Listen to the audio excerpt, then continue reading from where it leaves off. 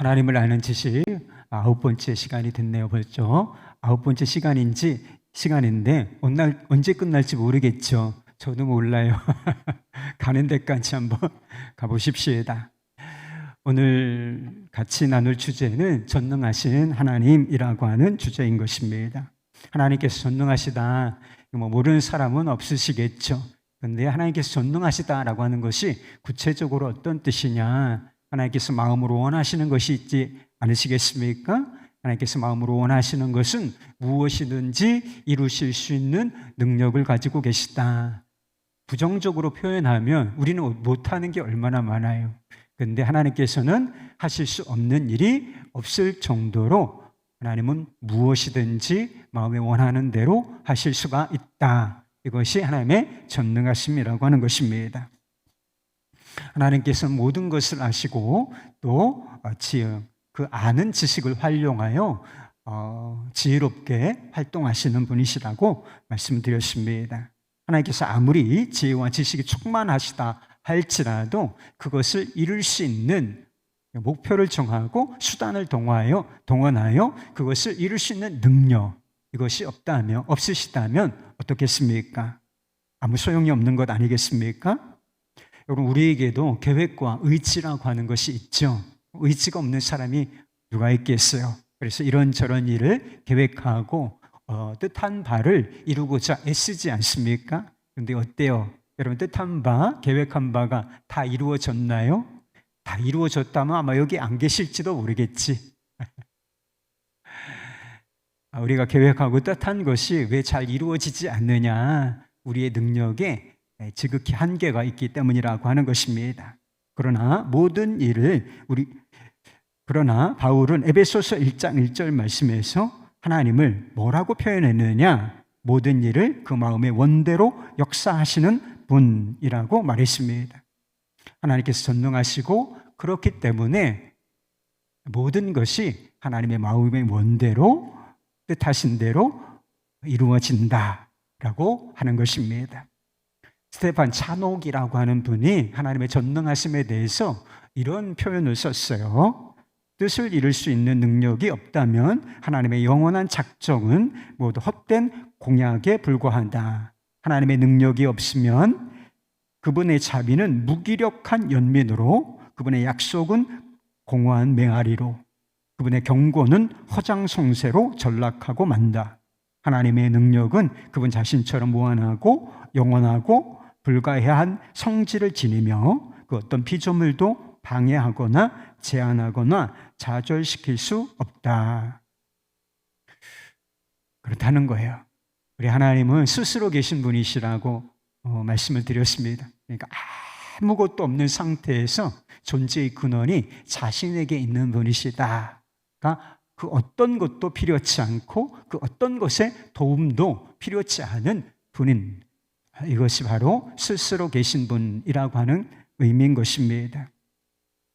하나님의 능력도 마찬가지예요. 하나님께서 능력을 얻으시고 능력을 행하시며 무엇인가를 이루시기 위하여 그 어떤 도움도 필요하지 않다라고 하는 것입니다. 찰스 스펄전이라고 하는 목사님을 아시죠? 그분이 이렇게 말했어요. 하나님의 능력은 그분 자신처럼 독립적이며 자립적이다. 가장 강인한 인간도 전능하신 하나님의 능력에 아무런 보탬이 되지 않는다. 하나님은 요새화된 성에 마련된 보좌에 앉아 있지 않으시고 자신을 보호해 줄 다른 무장 세력을 필요로 하지도 않으신다. 하나님의 궁정은 신하들의 힘으로 유지되지 않는다. 그분은 피조물의 힘을 빌려 영광을 취하지 않으신다. 하나님 자신이 모든 권능의 원천이자 근원이시다. 우리에게도 제한적인 것이지만 능력이 있지 않습니까? 여러분, 너무 무능하다고 생각하지 마요. 여러분에게도 능력이 있습니다. 하나님께서 우리를 자신의 형상대로 지으셨기 때문에 하나님의 전능성, 그것을 닮은 성품이 우리 안에 존재한다는 거예요. 그래서 인간에게 능력이 있는 것입니다. 그래서 인간이 만들어내는 물건이나 하는 일들, 역사 같은 것을 보면 와, 인간의 능력도 대단하다. 이렇게 느낄 때가 있다는 것입니다. 만리장성이 얼마나 대단한지 여러분 아세요? 불가사의, 7대 불가사의라고 하잖아요. 달에서도 보이는 건축물 중에 하나예요, 이 만리장성이. 그래서 사람이 하는 일을 보면 지금 로켓을 쏘아 올리고, 그리고 화성에 우주선을 보내고 탐사선을 보내고 이런 시대에 살고 있지 않습니까? 아주 멀리 떨어져 있는 그런 별 같은 거, 이런 것들을 우리가 관측할 수 있는 그런 장비도 개발하고 능력을 가지게 된 것도 사실인 것입니다. 그러나 우리가 어떤 능력을 얼마만큼 가지고 있든지 그것은 우리 자신으로부터 나온 것이 아니라는 사실을 이해하는 것이 중요한 것입니다. 능력이 있지만 겸손해야 된다는 거예요.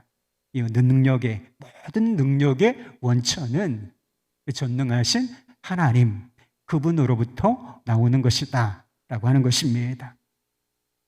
하나님의 능력은 선하고 거룩한 능력이에요. 능력이 있다고 그 능력이 반드시 선하게, 바르게, 유익하게 사용되는 것은 아니라는 사실을 우리는 다 경험하고 있습니다. 잔혹한 범죄를 보십시오. 그 사람들에게 신체적인 능력이 없었다면 그런 일을 할 수는 없었겠죠. 다른 사람들 폭력을 행사하고 그리고 사람들을 막 잔혹한 방법으로 죽이고, 능력이 있으니까, 신체적인 능력이라도 있으니까 그런 일을 행하는 것입니다. 지금 전쟁이 일어나고 있죠? 여러분, 전쟁의 참상을 한번 보십시오. 끔찍한 일이 일어나고 있어요. 그런데 거기서 만든 게 다 막 한 번 쏘면 막 건물이 다 무너져 내려가고, 그리고 막 수십, 수백, 수천 명 핵무기를 사용할 수 있다, 이런 경고를 하고 있죠. 서로 위협하고 있어요. 우리를 건드려? 우리 자존심을 건드리냐? 핵 버튼 누를 수 있어. 이렇게 자꾸 위협한단 말이에요. 핵무기 한번 던지면 끝장인 거예요. 그리고 3차 대전이 일어나지 않습니까? 예전하고 전쟁의 수준이 달라. 다 죽는 거야. 너 죽고 나 죽고.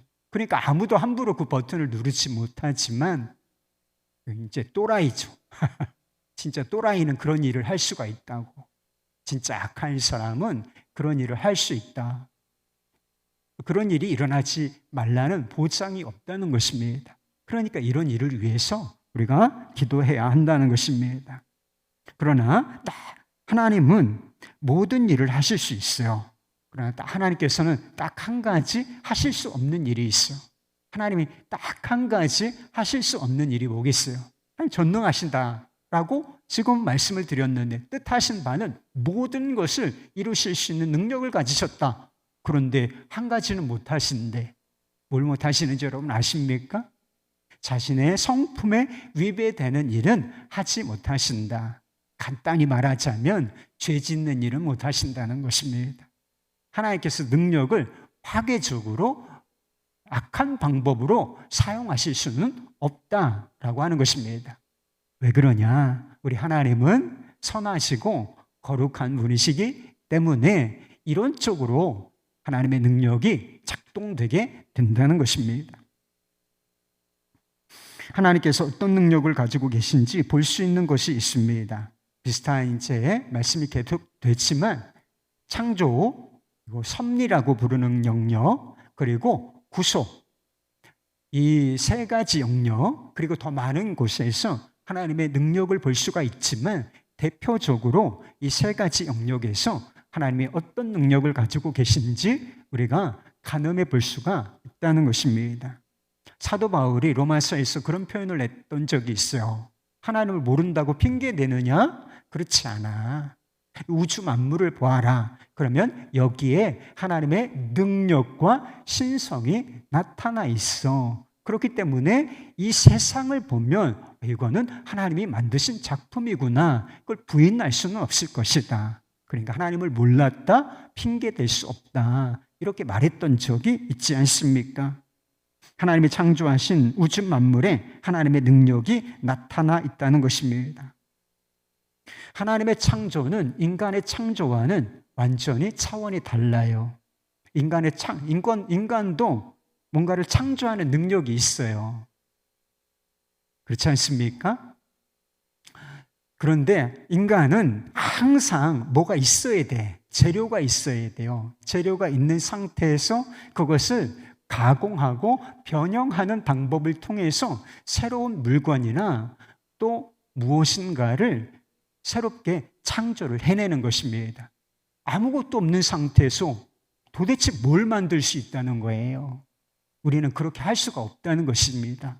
이게 다 나무로 만들어진 것이고 무슨 금속으로 또 뭐 플라스틱으로 이렇게 만들어진 것이지만 다 자연에서 얻은 원재료를 가공을 해서 우리가 원하는 형태의 물건을 만든 것뿐이에요. 그래서 우리는 항상 유에서 유를 창조할 수밖에 없는 그런 제한된 창조력을 가지고 있는 사람들입니다.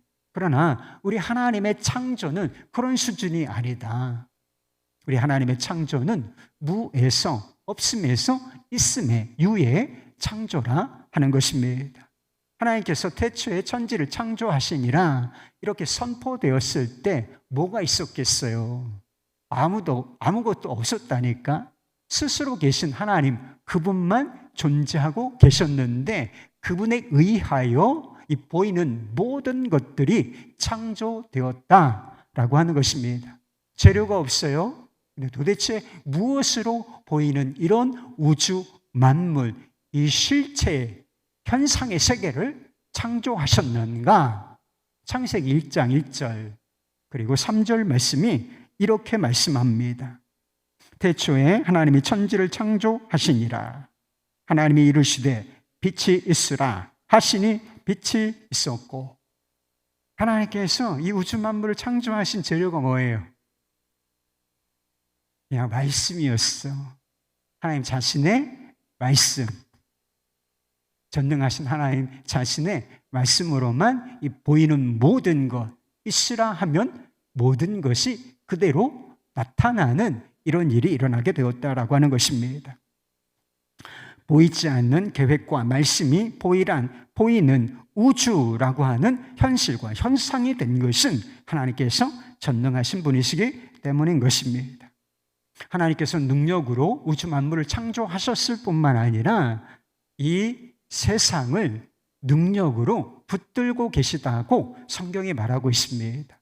그래서 히브리서에 보면 예수님께서 이런 일을 하고 계시다 라고 말씀하고 있는데 그의 능력의 말씀으로 만물을 붙드시며 이런 표현이 있다는 것입니다. 이 광대하고 복잡한 우주, 우리가 별로 이렇게 관찰을 안 해서 그렇지 어마어마한 세상이 우리 밖에 있단 말입니다. 한번 세상을 보세요. 이게 어마어마한 세상이야. 광대하고 광대할 뿐만 아니라 복잡한 이런 우주 만물, 자연 세계가 아주 질서 있게 운영되고 있는 것은 하나님께서 이 만물을 자신의 능력과 지혜로 붙들고 계시기 때문이라고 하는 것입니다. 이걸 전문 용어로 뭐라고 부르느냐? 보존이라고 부르는 거예요. 또는 섭리라고 부르는 것입니다. 하나님께서 세상을 창조하시고 이렇게 팔짱 끼고 바라보시는 게 아니라 창조 세계 안에 들어오셔서 이것을 만물을 움직이며 이것을 붙들고 계시다. 이걸 보존, 섭리라고 부른다라고 하는 것입니다. 태양이 이글거리며 엄청난 에너지를 뿜어내고 있죠. 뭐 거리가 어마어마한데도 햇빛이 뜨겁잖아요. 여름에는 정말 뜨겁게 느껴지지 않습니까? 그것 때문에 우리가 살고 있는 거예요. 이렇게 엄청난 에너지를 태양이 뿜어내고 이 지구의 무게가 도대체 얼마나 되겠습니까? 이 지구의 무게는 정말 어마어마한 측량이 불가능할 정도로 그런 무게가 아니겠어요? 그런데 이 지구를, 이 엄청난 땅덩어리를 공중에 띄워놓는다는 거예요. 이걸 어떻게 공중에 띄울 생각을 하죠? 공중에 띄우고 이것을 공정과 자전으로 돌리고 그래서 만물이 움직이게 만들고 그리고 살아있는 모든 것들이 숨을 쉬며 그리고 움직이는 것, 이것이 이 모든 것이 하나님께서 능력으로 역사하고 계시기 때문이라고 하는 것입니다. 우리의 구원자이신 예수님의 성품과 사역에서도 하나님의 능력을 찾아볼 수가 있어요. 예수님께서 동정녀에게서 태어나셨죠. 동정녀 탄생이 그렇게 중요한 문제인가요? 우리가 사도신경 고백할 때마다 예수님께서 동정녀 마리아에게 태어나시고 이렇게 항상 고백하고 있잖아요. 예수님께서 처녀의 몸 마리아에게서 태어나셨다. 이게 그렇게 중요한 문제인가요? 아니면 안 되나요? 여러분, 아니면 안 돼. 아니면 안 되는 문제이기 때문에 우리가 신앙 고백할 때 이게 빠지면 안 되는 것입니다. 예수님께서 죄 없는 상태에서 인간의 몸으로 오시기 위해서는 반드시 처녀의 몸에서 남자와 여자의 육체적인 관계를 통해서, 생물학적인 관계를 통해서가 아니라 성령으로 잉태하는 방법을 통해서 나셔야만 했다라고 하는 것입니다. 어떻게 남자를 알지 못하는 처녀가 아이를 임신하여 아이를 낳을 수 있다라고 하는 것입니까? 이게 믿어지는 게 참 놀라운 거 아니에요? 남자를 모르는 여자란 말이에요. 성관계를 한 적이 없어. 그런데 잉태를 해요. 임신을 하고 10달이 지나서 출산을 한단 말이에요. 도대체 이게 어떻게 가능하죠? 마리아가 물었던 거예요.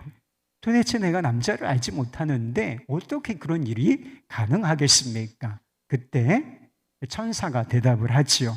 누가복음 1장 37절 말씀, 대저 하나님의 모든 말씀은 능하지 못하심이 없느니라. 예수님의 잉태와 출산은 전능하신 하나님의 능력의 말씀으로 인한 것이다 라고 하는 사실을 보여주고 있는 것이지요. 예수님께서 사역하실 때에도 신의 성품을 보여주셨어요. 하나님의 전능하신 능력을 보여주셨다라고 하는 것입니다. 한 나병 환자가 예수님께 나와서 자비를 구하면서 이렇게 말해요. 원하시면 저를 깨끗하게 하실 수 있나이다. 좀 소극적인 표현인 것 같지만 내가 원하면이 아니고 예수님 당신이 원하신다면 이 문둥병, 이 저주 같은 질병, 이 불치의 병에서 저를 고치실 수 있나이다. 사실은 이게 믿음의 표현이에요. 그런데 예수님께서 뭐라고 말씀하시는 줄 아십니까? 그 병에 매여서 저주 같은 질병에 사로잡혀서 가족관계 다 끊어지고 공동체로부터 완전히 분리되어서 외롭고 삶을 살던 그를 불쌍히 여기사 이렇게 말씀하셨다는 거예요. 내가 원하노니 깨끗함을 받으라. 할렐루야. 그 즉시 예수님께 원하셨다는 거예요. 그래, 내가 원한다. 내가 깨끗함을 받기를 원한다.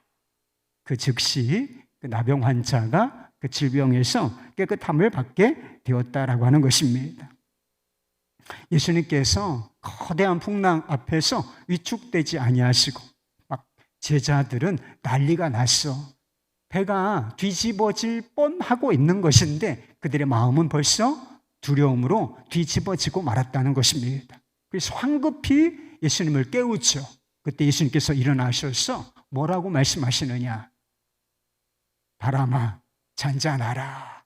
이렇게 말씀하시니까 이 바람이, 풍랑이 그대로 복종한다는 것입니다. 그래서 아주 고요하게 잔잔하게 되었다고 했습니다. 예수님께서 빈들에서 사람들을 가르치시는데 이게 오래 가르치셨어요. 며칠씩. 제가 설교가 긴 거는 긴 게 아니에요, 여러분. 우리 예수님은 아주 오래 하셨어요. 그래서 이 사람들의 배가 고프겠다. 이들을 그대로 돌려보내는 것은 사랑이 아니야. 이래서 음식을 제공하기를 원하셨는데 가진 게 없어. 빈들에서, 광야에서 음식을 어떻게 구한단 말입니까? 이게 제자들의 반응이었는데 너희가 먹을 것을 주라는 거예요.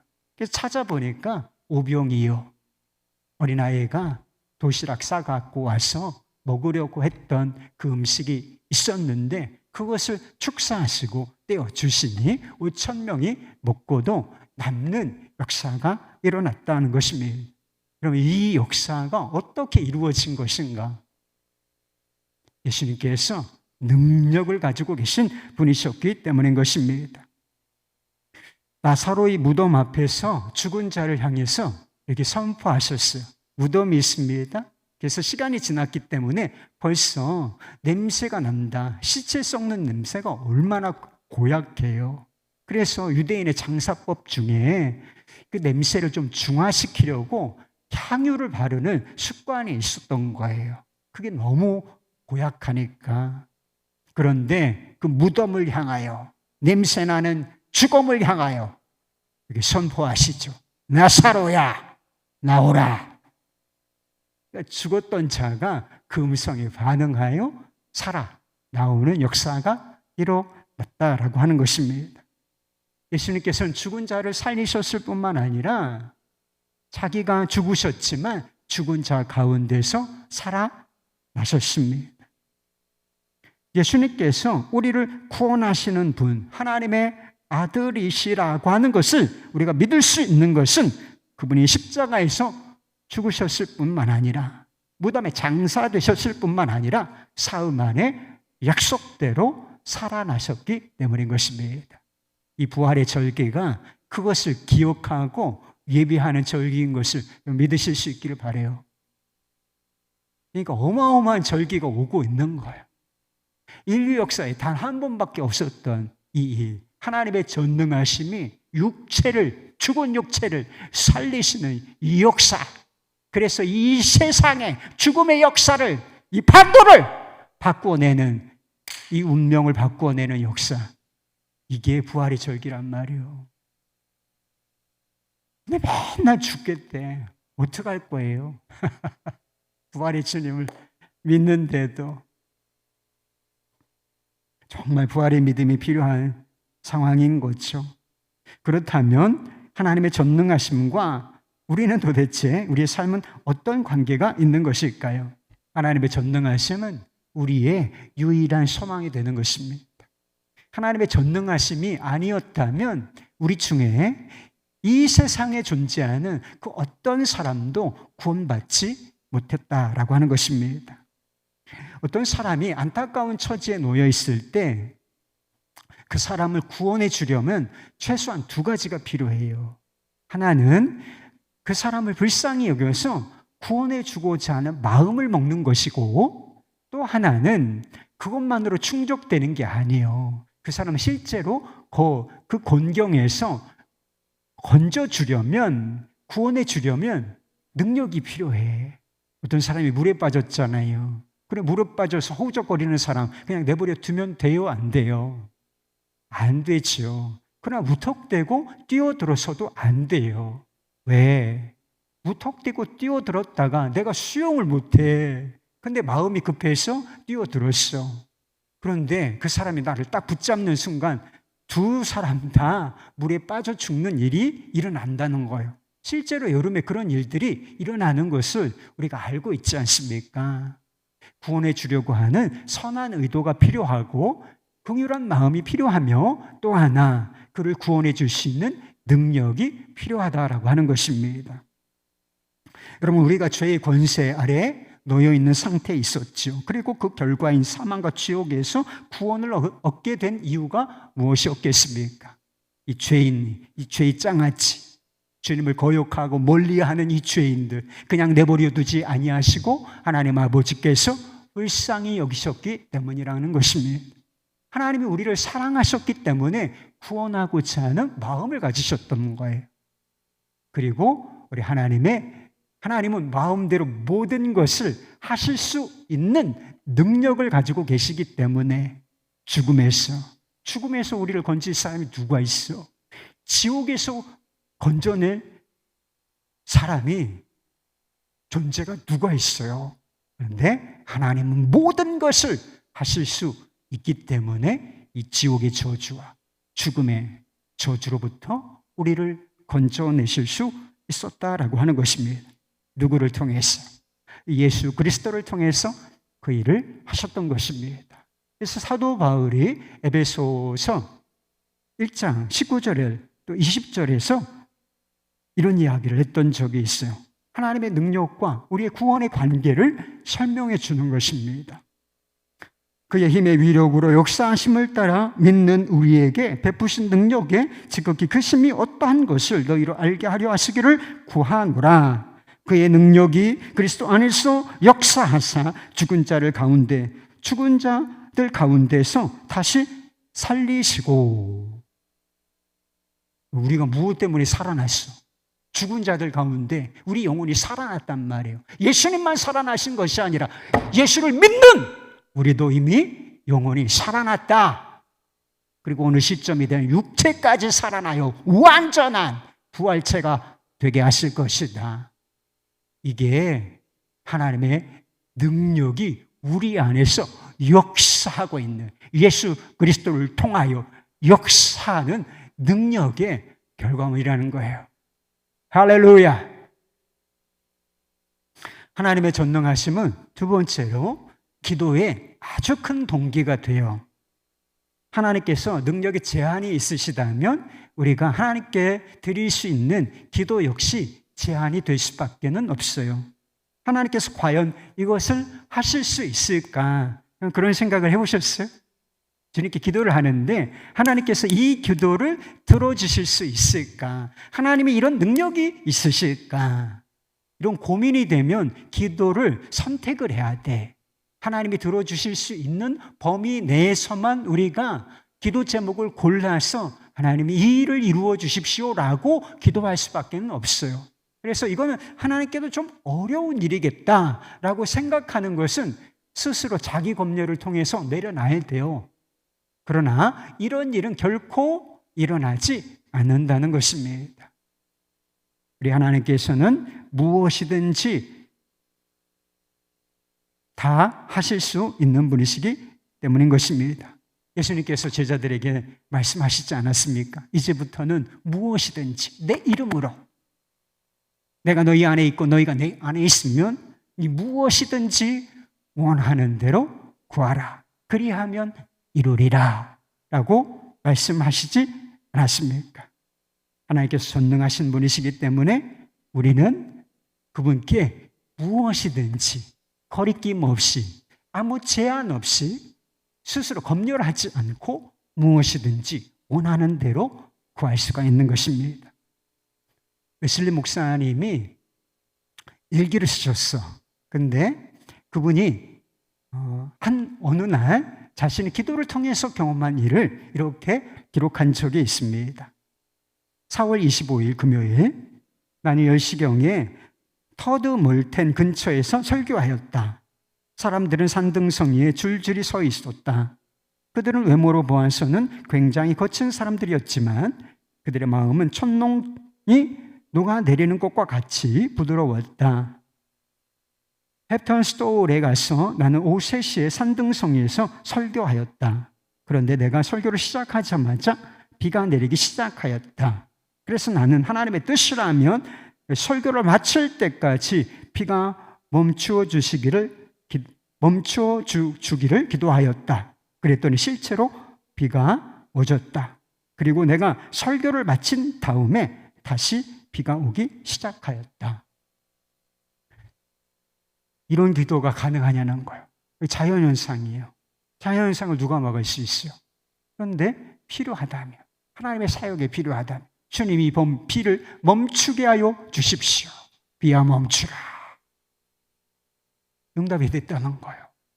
왜? 우리 하나님께서 자연세계를 통치하시는 전능하신 분이시기 때문에 이런 기도가 가능한 것이고 이런 기도가 응답될 수가 있다라고 하는 것입니다. 여러분은 기도의 능력을 믿으십니까? 아멘이죠. 근데 실제로 여러분 기도하고 계신가요? 항상 기도하고 계십니까? 정말 기도의 능력을 믿는 사람은 누구이겠습니까? 기도의 능력을 믿습니까? 아멘. 좋아요. 그러나 실제로 기도의 능력을 믿는 사람은 어떤 사람일 것 같아요? 정말 기도를 통해 사람의 능력이 나타난다 이렇게 믿는 사람은 기도하는 사람인지 누구이겠어요? 기도의 능력을 믿는다고 말은 해요. 그런데 기도를 안 해. 그건 실제로 기도의 능력을 믿는 것은 결코 아니라고 하는 것입니다. 우리가 기도 없이 살거나 기도는 하는데 그냥 너무 메마르고 활기도 없고 그냥 죽지 못해. 그런 기도 하지 마, 여러분.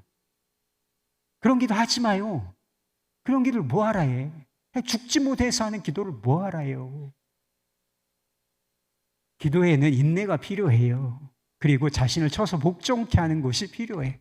그런데 죽지 못해서 하는 게 무슨 기도입니까? 그런 기도를 통해서 무슨 능력이 나타나겠어요? 기도는 힘든 구석이 있지만 기도에 확신이 있어야 될 거 아니야. 하나님이 내 기도를 들으시고 그리고 내 상황을, 우리의 상황을 바꾸실 수 있다. 이렇게 믿어야 기도가 되는 거 아니에요. 그리고 기도에 확신도 생기고 활기도 있고 이렇게 되는 것 아니겠습니까? 본문 말씀이죠. 창세기 18장 말씀은 하나님께서 아브라함과 사라에게 아들을 주시겠다고 약속하시는 장면인 것입니다. 하나님께서 이제 내게 아들을 줄 것이다. 기다리고 기다리던 그 아들을 너희 가정에 허락해 주마라고 약속하셨을 때 한 가지 에피소드가 있어요. 사라가 그 이야기를 듣고서 속으로 웃었다는 걸. 그냥 웃었다는 뜻이 아니라 이 웃음은 무슨 뜻이냐면 비웃었다는 뜻이에요. 하나님이 약속하고 계신데, 하나님이 나타나서 말씀을 주고 계시는데 그걸 들었어. 이랬다는 거예요. 속으로 그랬다고 그랬어요? 겉으로 표시를 낸 건 아니야. 여러분, 속으로 비웃을 수가 있죠. 근데 하나님께서 그걸 모르실 리가 없지. 사람의 마음에서 무슨 일이 일어나는지 주님은 다 아시니까 내가 웃었느니라. 아니요, 안 웃었는데요. 어디서 이게 거짓말을 해? 웃었느니라. 비웃었다는 것입니다. 왜 웃었을까? 이 자신이 나이가 들어서 생리가 끊어지고 남편 역시 늙었기 때문이었습니다. 제가 생리가 끊어졌어요. 그럼 출산할 가능성이 이제 제로가 되는 거예요.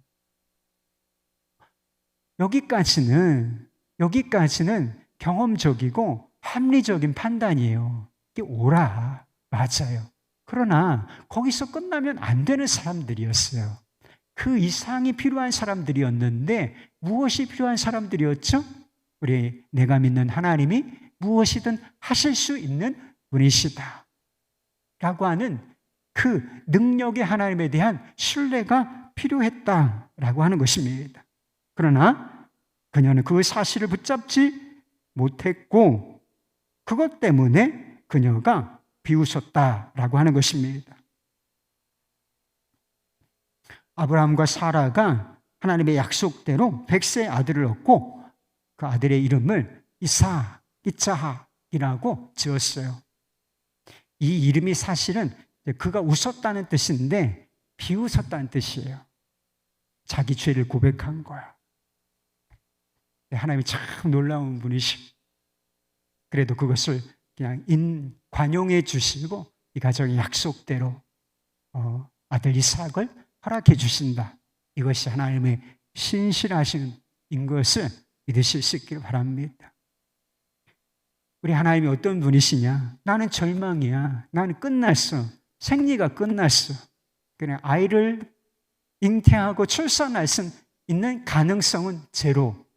절망인 거죠. 그러나 하나님은 절망을 소망으로 바꾸시고 눈물과 슬픔을 기쁨으로, 진정한 기쁨으로 바꾸실 수 있는 분이시라고 하는 사실을 이 아들 이삭을 통해서 보여주신 것입니다.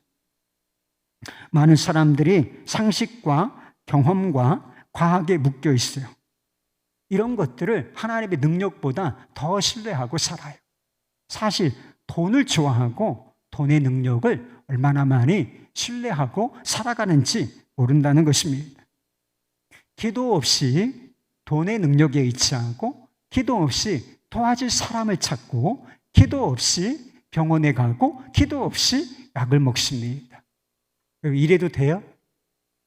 예수를 믿는다면서 이래도 되냐고. 안 되잖아요. 여러분, 우리에게 닥친 문제를 해결하기 위해서 아무것도 안 하고 기도만 해야 된다는 뜻이 아닙니다. 그건 이상한 거예요. 하나님께서 우리에게 지혜를 주시고 능력을 주시고 상식과 경험을 주시고 그런 것을 활용해도 된다는 뜻입니다. 아프면 병원을 가야죠. 약을 먹어야죠. 근데 문제는 하나님을 제껴놓는다는 게 문제인 것입니다. 아니, 문제가 생겼어. 내 삶에 문제가 생겼어. 내 몸이 아파요. 가정에 어떤 문제가 생겼습니다. 그러면 제일 먼저 찾고 의지하고 구할 대상이 누구예요? 능력이 하나님 아니시겠습니까? 그런데 능력이 하나님을 믿는다면서 사도신경이 막 전능하사 천지를 만드신 하나님을 믿는다며. 근데 실제는 다 그냥 사람 의지하고 돈 의지하고 아프면 그냥 병원만 찾고 약만 찾고, 이게 뭘 하나님을 의지하는 거예요? 이게 뭘 하나님을 의지하는 거예요? 하나님을 비웃는 거지. 그렇지 않습니까? 우리가 하나님의 능력을 의지한다. 제가 하나님의 능력을 신뢰합니다. 우리 하나님 전능하신 분이시고 무엇이든지 하실 수 있는 분이십니다. 이것을 믿는다라고 하는 표시가 바로 기도인 거예요. 그러면 한 가지 질문이 생겨요. 기도하는데도 왜 우리의 삶에 하나님의 능력이 나타나지 않는가? 기도는 해봤죠. 근데 하나님의 능력이 정말 팍팍팍 하고 우리의 삶에 나타난다면 막 기도를 막 짐을 싸갖고 와서 하실 거라마. 그런데 기도는 해봤어. 근데 기도가 능력이 나타나지 않아. 그러니까 좀 해보다가 실망하고 끈기가 없다는 것이 진짜 믿는 것은 아니다 라고 하는 뜻일 수도 있어요. 근데 진지하게 마음을 다해서 구하는데도 하나님의 능력이 나타나지 않는 경우가 많다는 거예요. 제가 작년 여름엔가 이렇게 야외에 가서 잠을 잤던 적이 있어요. 근데 야외니까, 여름이니까 매미가 엄청 시끄럽게 우는 거야. 매매매매매매매. 짜증이 엄청나더라고. 갑자기 좀 자려고 그러는데 이 새끼들이 미쳤나 이게. 그래가지고 제가 기도를 했어요. 주님, 너무 시끄러워요. 잠잠케 해주세요. 그런데 정말 제 입에서 그 말이 떨어지자마자 뚝 그치는 거예요. 근데 이게 몇 분 있다 또 울어. 몇 분 있다 걔네 본업이야. 그게 본업이야. 이상한 게 아니야. 본업이라고. 근데 제가 주님 딱 그랬어요. 주님, 이번에도 딱 그쳐. 그래서 제가 우리 주님이 위트가 있으시구나 이 사실을 깨달았어. 별거 아닌 거죠. 그런데 제가 멈추게 해주세요. 그러니까 그냥 탁탁 이렇게 멈춰지는 거예요. 매미가 울면 좀 어떻습니까? 이런 기도는 응답이 안 돼도 괜찮아. 좀 신경이 쓰일 뿐이지. 근데 정말 중요한 문제.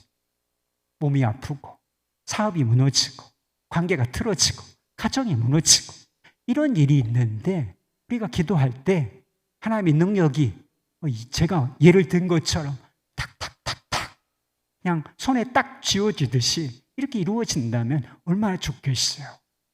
그런 일이 있어요, 여러분. 제가 신유의 은사를 받은 건 아니에요. 은사를 받았으면 참 좋겠는데 은사를 받은 건 아닌 것 같아. 제가 그래서 많은 환우들을 위해서 많이 기도했어요. 근데 눈에 봐도 이렇게 금방 좋아지질 않아. 그런데요, 저를 통해서도 나은 사람들이 있어요, 여러분. 제 기도를 통해서 실제로 한참 시간이 흘러서 제가 목사님 기도받고 싹 나았어요. 이런 간증을 해주신 분이 있어요. 안 해주신 분들 중에도 있겠죠. 그러니까 아주 많은 기도를 한 것에 비하면 퍼센테이지는 얼마 안 될 수도 있지만 그 기도를 하나님이 들으시고 그 사람의 질병을 치유하신 일이 있어요, 여러분. 안 믿으니까 안 나오죠. 네? 기도 받으러 나오래도 아파도 안 나오는 거죠. 그래서 다 알아봤어, 제가. 여러분의 믿음대로 되는 거예요. 제 믿음도 필요하지만 목사님께 나가서 기도 받아야 되겠다. 언제 걸릴지 몰라. 난다니까. 나 여러분. 언제 걸릴지를 모른다니까. 우리 뜻 원하는 대로 다 되는 건 아니야. 그러나 걸린다니까. 하나님의 능력을 나타내 보실 수가 있어요. 근데 문제는 이게 드물다는 거예요. 이런 경우가 있어요. 기적이 일어납니다. 안 될 것 같은 것이 돼요. 그런데 이런 경우가 드물다. 이게 문제라는 거예요. 이사야는 하나님의 능력이 나타나지 않는 이유를 이렇게 말한 적이 있어요. 이사야 59장 1절 2절 말씀. 여호와의 손이 짧아 구원하지 못하심도 아니요 귀가 둔하여 듣지 못하심도 아니라 오직 너희 죄악이 너희와 너희 하나님 사이를 갈라 놓았고 너희 죄가 그의 얼굴을 가리어서 너희에게서 듣지 않으시게 함이니라. 이런 손이라는 표현이 있어요. 왜 이 손이 짧으시냐?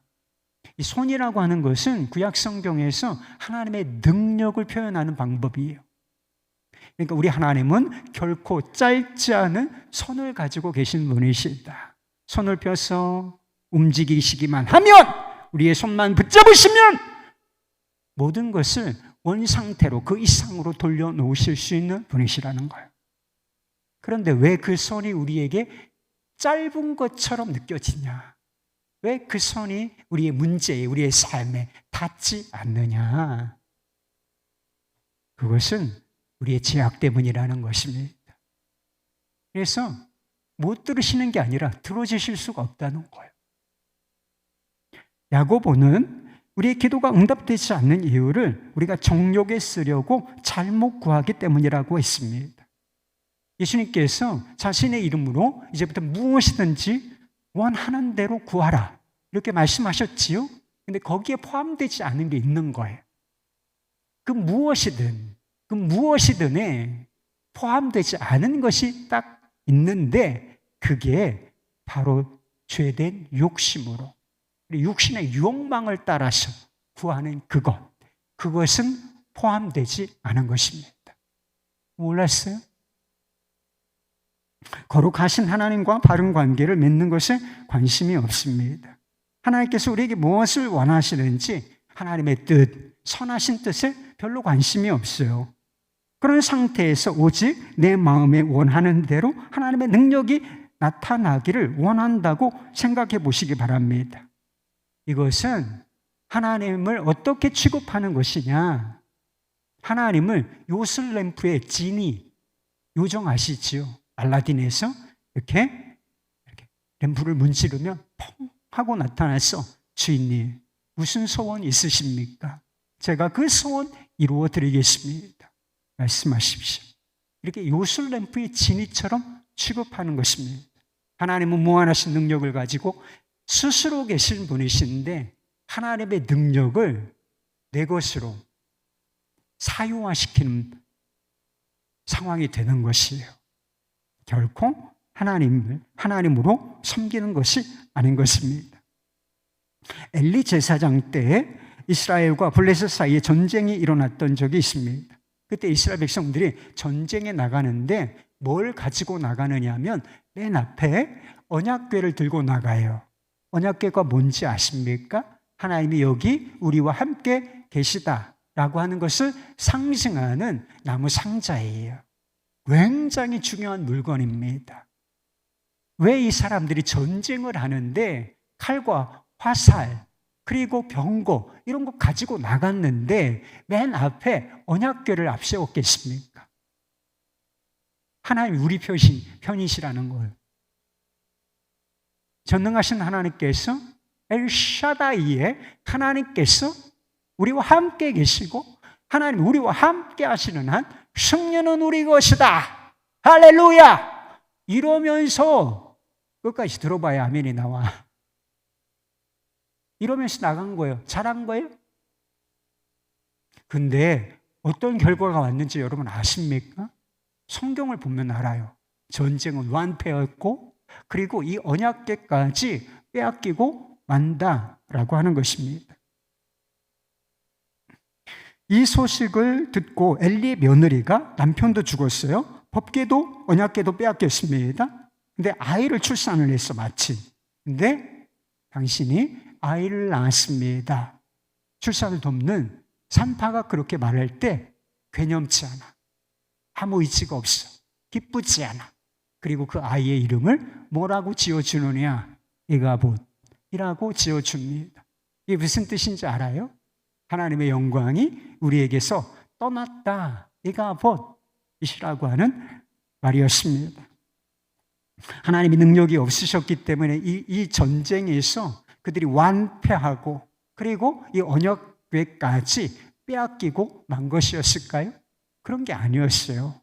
이 블레셋 사람들이 언약궤를 빼앗아다가 자신들이 믿는 신 다곤 신전에 두어요. 그런데 아침에 일어나 보니까 어떤 일이 일어났느냐? 이 다곤 신상이 막 크단 말이에요. 그런 것들이 막 다 엎드러져 가지고 모가지 부러지고 손목 다 끊어지고 막 쪼개지는 이런 일이 일어났다는 거예요. 그래서 그런 일 때문에 블레셋 사람들이 벌벌 떨어요. 이거 어떡하지? 하다가 나중에 돌려보내기로 작정을 한다니까요. 법궤, 하나님의 임재의 능력이 나타난 거예요. 그런데 왜 필요할 때 전장에서 승리하는 방식으로 나타나지를 않았던 것인가? 이스라엘 백성들의 삶을 봐야 돼요. 하나님의 영광에 관심이 없어.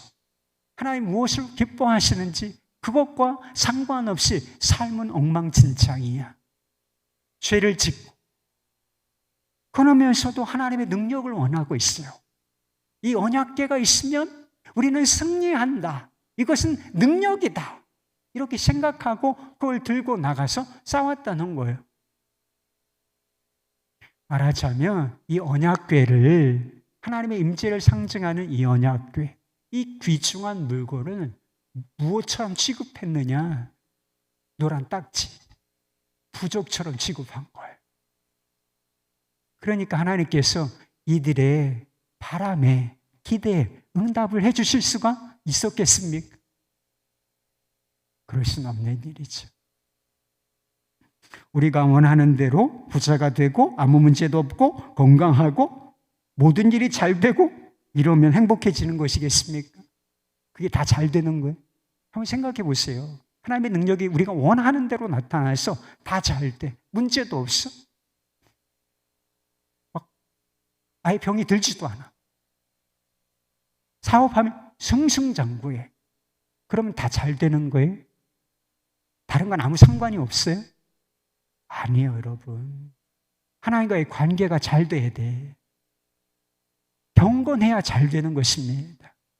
우리 인생이 누구의 뜻대로 되어야 잘 되는 것이냐?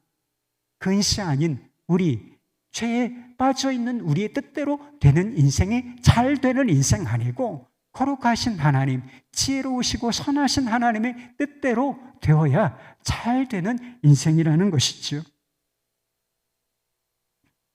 우리를 향한 하나님의 뜻과 계획은 우리가 생각하는 것보다 훨씬 수준이 높습니다.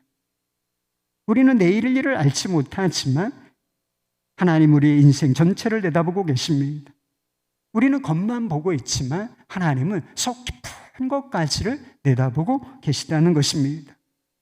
그래서 하나님께서 우리에게 행하시는 일과 우리를 인도하시는 방식을 우리가 이해하기가 어려울 때가 많은 것입니다. 우리의 기도가 정당하다고 해도 그 기도가 왜 이루어지지 않는가, 그런 경우가 많는가, 우리가 이해하기가 어려운 때가 있는 것이 사실일 수밖에 없다는 것입니다. 바울에게 육체의 가시가 생겼어요. 눈이 아팠어요. 일반적으로 그렇게 해석합니다. 근데 그것이 생겼을 때 떠나가도록 3번 간절히 기도했다고 했어요. 여러분, 이게 잘못된 기도입니까? 아니에요. 이 기도는 정당한 거예요. 바울을 통해서 얼마나 많은 능력이 나타났는지 여러분 아시지요? 죽은 자가 살아났어요.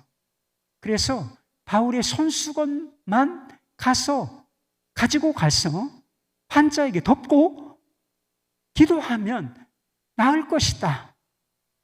이런 이야기가 있을 정도였다라고 하는 것이지. 그러나 정작 그의 기도를 통해서 그 자신의 병은 고침받지를 못했다는 거예요. 수없이 많은 병자들을 고치고 기적이 일어나고, 그리고 죽은 자가 살아나기까지 했는데 정작 안질 하나, 자신의 눈에 있던 안질 하나 3번 간절하게 기도했는데 그게 고침을 받지 못했다는 거예요. 그가 병을 고쳐달라고 하는 것이 정욕으로 구한 것이겠습니까? 아니었어요. 그의 병이 고침받지 못한 것은 육체의 가시를 가지고 사는 것이 하나님의 뜻이었기 때문인 것입니다. 뭐라고 말씀하셨느냐? 내 은혜가 내게 족하도다. 이는 내 능력이 약한 데서 온전하여 짐이라. 무슨 뜻이요? 못 고쳐준다. 그냥 가지고 사는 게 내 은혜야. 그리고 거기에 능력이 임할 거야. 바울이 원하는 대로 하나님의 능력은 나타나지 않았지만 하나님의 능력은 바울에게 나타났습니다. 바울이 원하는 대로 응답을 주시지는 않았지만 바울의 기도는 응답이 되었어요. 겸손이라고 하는 방식으로 말인 것입니다. 육체의 가시는 여전히 그를 불편하게 만들었지만 그것 때문에 겸손해지고 그것 때문에 그리스도를 신뢰하는 법을 배움으로 말미암아 약한 것을 통하여 그리스도의 능력이 머무는 법을 배웠다는 거예요. 약하였지만 주님을 신뢰하는 그 믿음을 통해서 그가 진정으로 강해질 수 있었다라고 하는 것입니다. 이것이 바로 하나님께서 기도하는 자들에게 능력을 나타내 주시는 방식인 것입니다. 예수님께서 십자가의 잔을 지나가게 해달라고 기도하셨던 적이 있었죠. 아버지께는 모든 것이 가능하오니 하나님의 능력, 그것을 신뢰하셨기 때문에 이 기도하실 수 있었던 것입니다. 그러나 마지막 부분에 이 단서를 붙이시죠. 그러나 나의 원대로 마옵시고 아버지 원대로 되기를 원하나이다. 하나님의 능력이 예수님께서 원하시는 대로 나타나지는 않았지만 다른 방식으로 나타났어요. 죽음과 부활을 통한 구원이라고 하는 역설적인 방식으로 예수님 자신에게 나타나셨고 예수님께 속하여 있는 우리에게, 모든 사람에게 나타났다라고 하는 것입니다. 예수님께서 자기 뜻을 부인하시고 오직 아버지의 뜻을 구하시고 그 뜻에 순종하였기 때문에 그 능력의 역사가 이 우주에, 우리의 삶에 나타날 수 있었다라고 하는 것입니다. 하나님의 능력을 구하기 전에 여러분 태도를 분명히 하실 것이 있어요. 하나님의 뜻이 먼저여야 한다는 것입니다. 나의 뜻을 부인하고 하나님의 뜻을 구하고 받아들이려고 하는 태도가 필요하다는 것입니다. 이 태도 하나가 분명하면 여러분 무엇이든지 원하는 대로 구하셔도 괜찮습니다. 하나님이 원하시면 그것을 주실 것이고 그보다 더 높은 뜻이 계시면 다른 방식으로 그 기도에 응답해 주실 것입니다. 우리의 기도는 더 좋은 것으로 응답될 것이고 능력은 우리의 삶 가운데 나타날 것입니다. 우리가 생각하는 것보다 더 유익한 방식으로 말한 것입니다. 브루스 올마이티라고 하는 영화가 있어요. 이 영화 얘기를 하고 끝내도록 하겠습니다. 뉴욕주의 버팔로시의 한 방송사에서 브루스 올란이라는 사람이 리포터로 일하고 있었는데 이 사람이 원하는 바가 있었어요. 저녁 뉴스, 간판 있죠? 그 저녁 뉴스의 앵커가 되는 것이 이 사람이 그토록 원하는 바였습니다. 그러나 동료 이반에게 그 뉴스 앵커가 돌아가고 말고 그는 격분한 나머지 생방송 중에 욕설을 하는 사고를 내고 말았습니다. 방송사에서 해고되고 말았습니다. 그는 격렬하게 하나님께 따졌어요. 그런데 그의 집으로 전화 한 통이 걸려오는데 바로 하나님이셨습니다. 하나님은 브루스에게 버팔로의 한 지역을 떼어주시면서 내가 하나님 역할을 해봐, 이렇게 말씀을 하셨습니다.